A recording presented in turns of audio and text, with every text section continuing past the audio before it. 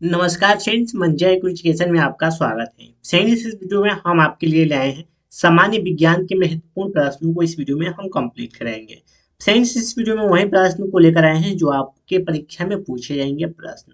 तो सभी इंपॉर्टेंट और सिलेक्टेड प्रश्न होने वाले हैं, तो वीडियो के अंत तक जरूर बने रहेगा। यदि फ्रेंड्स आपको हमारी वीडियो पसंद आएगी तो वीडियो को लाइक और चैनल को सब्सक्राइब करना मत भूलिएगा। तो चलिए फ्रेंड्स, वीडियो को स्टार्ट करते हैं। फ्रेंड्स, इसमें जितने प्रश्न होने वाले हैं सभी ऑनलाइन प्रश्न होने वाले हैं। तो आज का हमारा फर्स्ट क्वेश्चन है, काफी इंपॉर्टेंट क्वेश्चन है। फर्स्ट क्वेश्चन दिया है, क्वेश्चन हमारा इकाई समय में तय की गई दूरी को क्या कहते हैं, या एकांक समय में चली गई दूरी को क्या कहते हैं।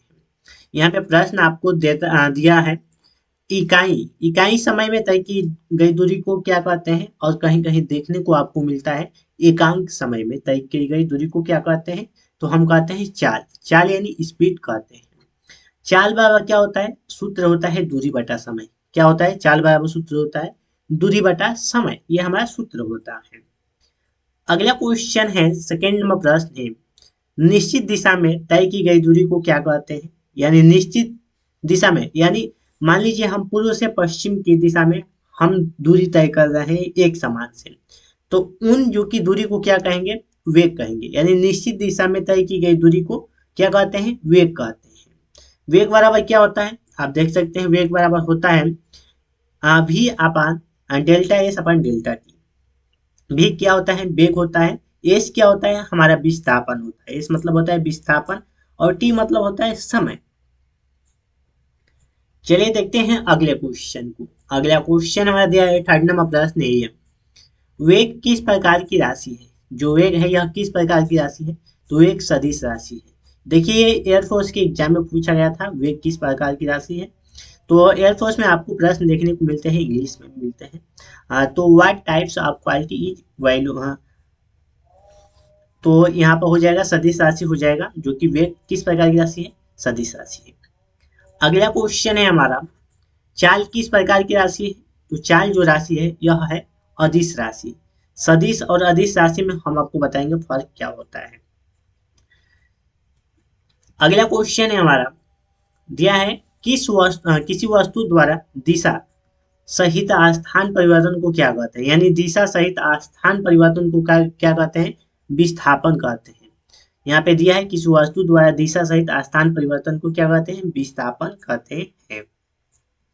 यहाँ पे दिया है, विस्थापन शून्य हो सकता है लेकिन दूरी, विस्थापन शून्य हो सकता है लेकिन दूरी शून्य नहीं हो सकती है।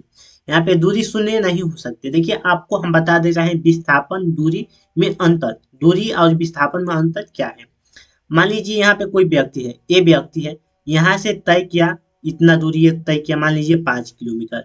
ये 5 किलोमीटर तय किया, और यहाँ से फिर ये तय किया इतना दूरी, ये भी मान लीजिए 6 किलोमीटर तय किया, और यहाँ से ये दूरी तय कर दिया फिर यहाँ से इस तरफ।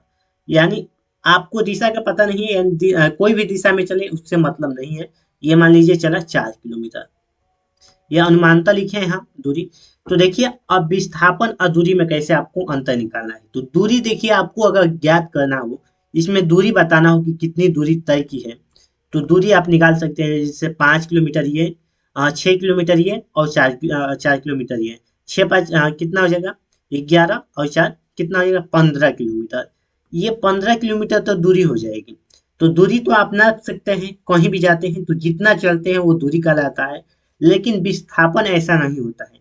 विस्थापन ए स्थान से लेके, मान लीजिए यहाँ से चलना प्रारंभ किया और यहाँ पर जाके बी स्थान पे रुक गया, तो ये बीच के डिस्टेंस है जो, यानी ये जो बीच की दूरी है, इसी को हम कहते हैं विस्थापन।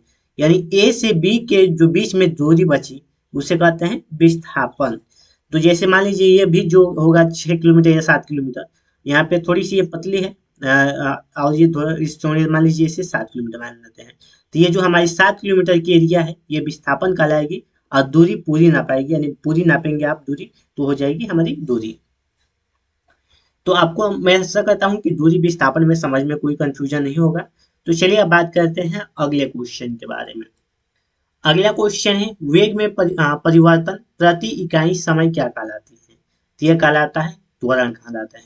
त्वरण कहलाता है वेग में परिवर्तन प्रति इकाई समय। क्या कहलाता है? त्वरण कहलाता है। ये भी प्रश्न पूछे जाते हैं आपको परीक्षा में, रेलवे के एग्जाम में प्रश्न पूछा गया था।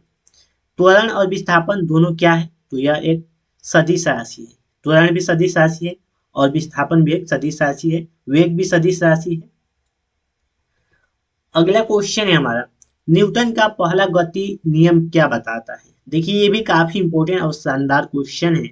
ये आपको यूपी बोर्ड से लेके आपको कंपटीशन के लेवल तक ये प्रश्न पूछे जाते हैं। न्यूटन का पहला नियम, गति विषयक प्रथम नियम, द्वितीय और तृतीय नियम, ये तीनों नियम जो कि पूछे जाते हैं आपको बोर्ड एग्जाम में और कहीं परीक्षा में भी पूछे जाते हैं। ये कंपटीशन हो गया या एसएससी जीडी रेलवे एग्जाम या यूपी पुलिस, जो भी एग्जाम है उन सभी परीक्षा में पूछे जाते हैं। तो देखिए हम आपको बताते हैं गति नियम का, न्यूटन का गति विषयक का प्रथम नियम ये क्या होता है। देखिए मान लीजिए ये कोई वस्तु है, तो इसका नियम है यदि कोई वस्तु विरामावस्था में है तो यह विरामावस्था में ही रहना चाहेगी, और यदि कोई वस्तु गतिमान अवस्था में है तो गतिमान अवस्था में ही रहना चाहेगी जब तक कि उस पर कोई बाह्य बल न लगाया जाए। मान लीजिए कोई ये वस्तु है, ये विरामावस्था में है तो ये विरामा अवस्था में ही रहेगी जब तक इस पर कोई बल नहीं लगाया जाएगा, यह उसी तरह रहेगी, विरामावस्था में ही रहेगी। मान लीजिए कोई गाड़ी चल रही है, तो गाड़ी तो चल रही है, उस पर जब तक कोई बल नहीं लगाएंगे तो वो गाड़ी रुकेगी नहीं। तो यही गति विषयक का प्रथम नियम है कि यदि कोई वस्तु विरामावस्था में है तो वो विरामावस्था में ही रहना चाहेगी, यदि कोई वस्तु गतिमान अवस्था में है तो वो गतिमान अवस्था में ही रहना चाहेगी। ये हमारा न्यूटन का प्रथम गति विषयक नियम है जो काफी इंपॉर्टेंट प्रश्न है। अगला क्वेश्चन है, रुकी गाड़ी के अचानक चलने पर यात्री जो कि किस दिशा में झुकते हैं? तो पीछे की तरफ झुकते हैं। क्यों झुकते हैं? इसलिए झुकते हैं क्योंकि आप जहाँ पे बैठे होते हैं, सीट पर बैठे होते हैं, वहां पे स्थिर रहते हैं। यानी आपको हमने बताया ये न्यूटन का पहला नियम कि यदि कोई वस्तु विरामावस्था में है तो वो विरामावस्था में ही रहना चाहेंगे, और गतिमान अवस्था में है तो गतिमान अवस्था में ही रहना चाहिए। मान लीजिए आप बस में बैठे हैं तो आप तो विरामावस्था में है, लेकिन जब गाड़ी चलेगी तो वो क्या हो जाएगी? गतिमान अवस्था में हो जाएगी। तो गाड़ी के चलते ही आप विरामावस्था में है तो आप भी गतिमान अवस्था में आएंगे, इसलिए थोड़ी सी क्या होते हैं, पीछे के तरफ झुक जाते हैं। अगला क्वेश्चन है, चलती गाड़ी के अचानक रुकने पर यात्री किस मतलब किस ओर झुकते हैं? तो आगे की ओर झुकते हैं, आपको पता ही होगा। ये भी उसी नियम के आधार पर है। यानी गतिमान अवस्था में है तो अब जब विरामावस्था में होगी तो उस पर कोई बल लगाया जा रहा है, और विरामावस्था में होगी तो आपका जो शरीर का रुकावट है, यानी शरीर जो है स्थिर अवस्था में है तो आप स्थिर अवस्था में है, लेकिन गाड़ी गतिमान अवस्था में थी, तो गाड़ी अगर गतिमान अवस्था में है तो आपका शरीर भी गतिमान अवस्था में धीरे धीरे हो जाएगा और रुकेगी जाए अचानक गाड़ी तो आप क्या हो जाएंगे? आगे की तरफ झुक जाएंगे। अगला क्वेश्चन है, विराम की जड़त्व से डंडे से प्रवाह करने पर जो कि क्या होता है? विरामा की जड़त्व में तो धूल झड़ जाती है। क्या होती है? धूल झड़ जाती है। अगला क्वेश्चन है, बल की परिभाषा न्यूटन के किस नियम से मिलता है? तो यह मिलता है प्रथम नियम से, यानी प्रथम नियम से मिलता है। हीरा और ग्रेफाइट एक जैसा क्यों दिखाई देता है? तो दोनों में कार्बन जो कि परमाणुओं की संरचना पृथक होती है, पृथक पृथक होती है, यानी अलग अलग होती है। प्राकृतिक बहुलक कौन सा है? प्राकृतिक बहुलक है जो कि रबर। रबर क्या है? एक प्रकार का प्राकृतिक बहुलक है। सो यहाँ पे एक और क्वेश्चन है, पीछे दिया है, कच्चे फलों की जो कि कृत्रिम रूप से पकाने के लिए किसका उपयोग किया जाता है?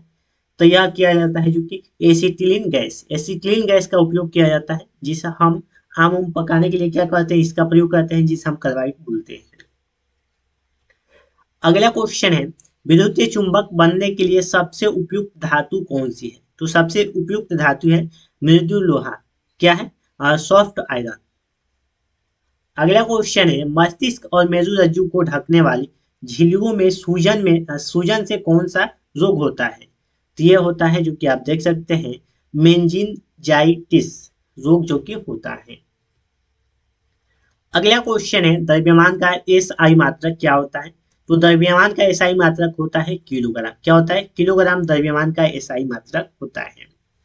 पौधे और जीवों के स्थान वितरण के अध्ययन को क्या कहते हैं? तो इसे कहते हैं इनके अध्ययन को बायोजियोग्राफी बायोजियोग्राफी कहते हैं।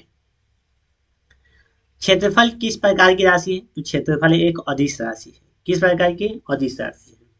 सौरमंडल का सबसे बड़ा ग्रह कौन सा है? तो बृहस्पति सौरमंडल का सबसे बड़ा ग्रह है। अगला फ्रेंड्स क्वेश्चन है, अस्थियों के अध्ययन को क्या कहते हैं? तो इसे के अध्ययन को, यानी जब अस्थियों के अध्ययन करेंगे तो उसे हम कहेंगे ऑस्टियोलॉजी, जो कि हम कहेंगे अस्थियों के अध्ययन को। तो फ्रेंड्स इस तरह हमने इस वीडियो में सामान्य विज्ञान के महत्वपूर्ण 30 प्रश्नों को कंप्लीट कराया। फ्रेंड्स मैं आशा करता हूँ कि आपको वीडियो पसंद नहीं होगी, तो वीडियो को लाइक और चैनल को सब्सक्राइब करना मत भूलिएगा। तो चलिए फ्रेंड्स आज के लिए इतना ही, फिर मिलते हैं नेक्स्ट वीडियो में। तब तक के लिए जय हिंद दोस्तों, धन्यवाद।